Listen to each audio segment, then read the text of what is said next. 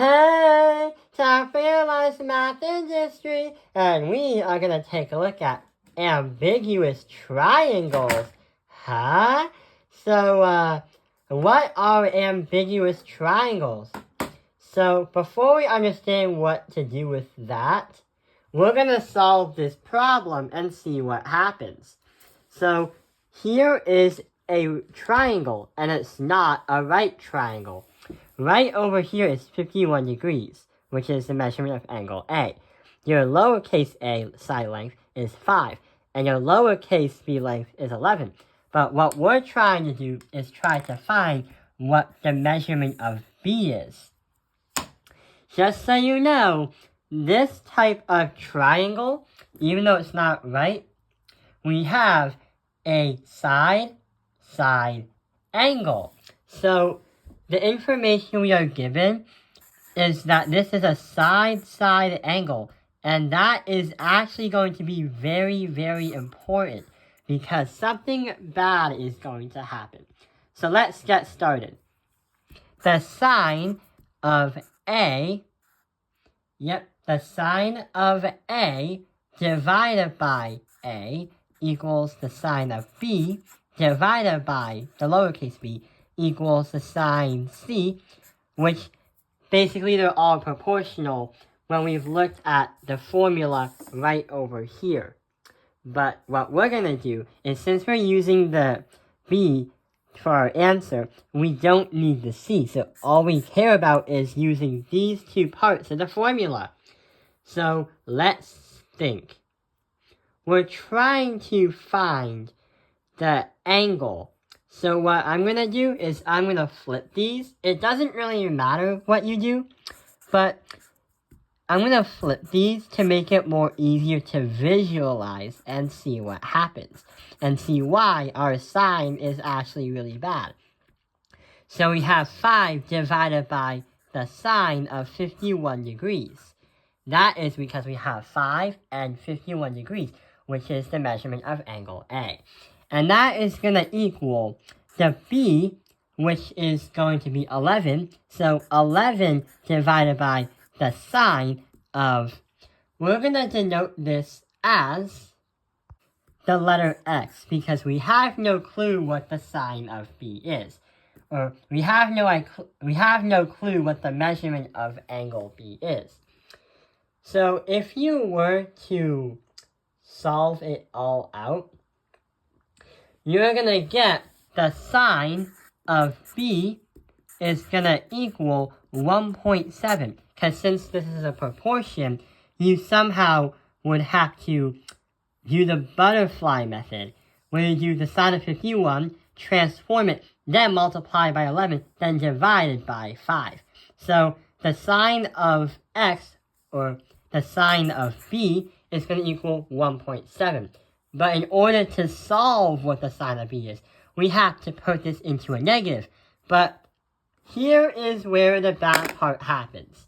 So I hit clear, and if I try to do the second sine of negative 1 and do 1.7, and there's a domain error. But why? Why is there a domain error? Well, the problem is, there are two problems. The first problem is we found that there's a domain error. The second problem is we have no idea why it's a domain error. The reason why? The calculator can't verify what to do or what answer you're trying to find out. That's because what really happened is when you do SSA with triangles, it doesn't always work because it would actually make another triangle. So what actually happened is it would look like this, where it's incomplete. You have 11 and A equals 5, and here's C, and here is your measurement A. The problem is, since this is not a complete triangle, it wouldn't really exist. And number 3, you don't even have an angle for B, so it's missing. So the calculator has no clue what triangle you're trying to talk about. But the thing is, what is the other triangle? So when you're working with problems with the law of sines and you're doing SSA, the problem is you're going to get two triangles. So we're going to set this problem to the side because this particular problem helps us understand when you try to inverse something that's greater than 1 or less than 0, it's not going to work. So what we're going to do is see what happens with the next problem. So right over here is another problem. We have the A as 5, the B as 6 this time, and it's still 51 degrees. And we have a side angle triangle. So what we're going to do is do the exact same thing we did on the last triangle. But the only difference is there's a number 6 to change up the problem. We're trying to find what the measurement of capital B is. So let's think.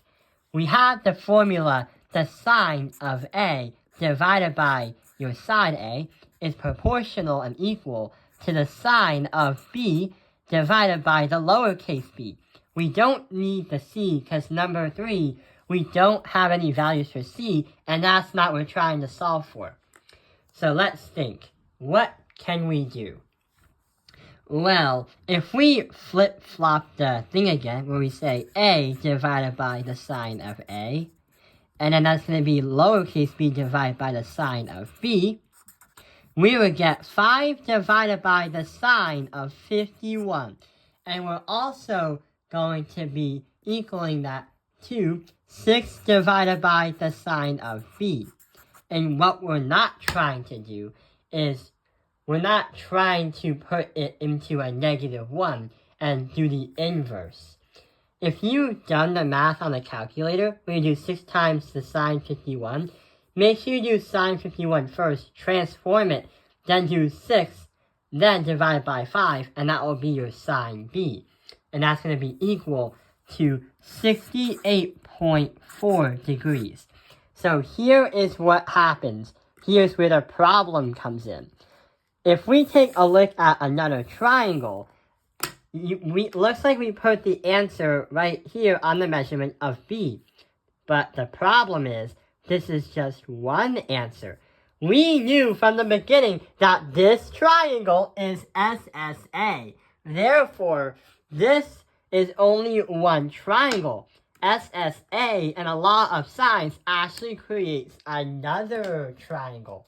So, if we draw another triangle that looks like this, we need to find out what the other measurement of angle B is, right over here.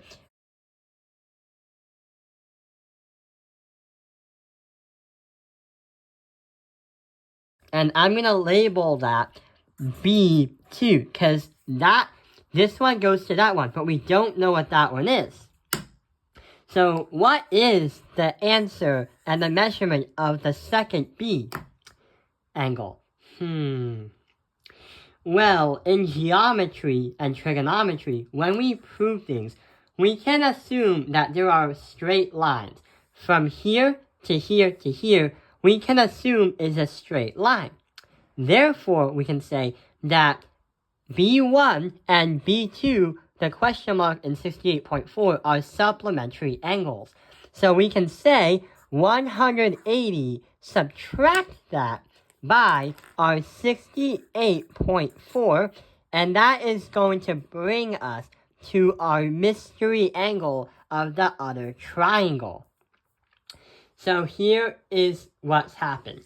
When you do this, subtract that by that, you're going to get a final answer of 111.6 degrees, which is an obtuse angle. So the crazy thing is, we have 68.4 and 111.6 as degrees as our two answers.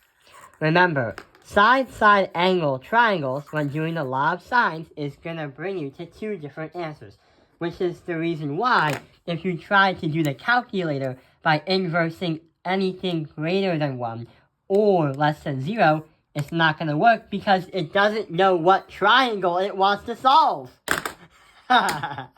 So yeah, that is why it's called ambiguous, because we're not trying to find a second answer, even though there actually is one from the beginning.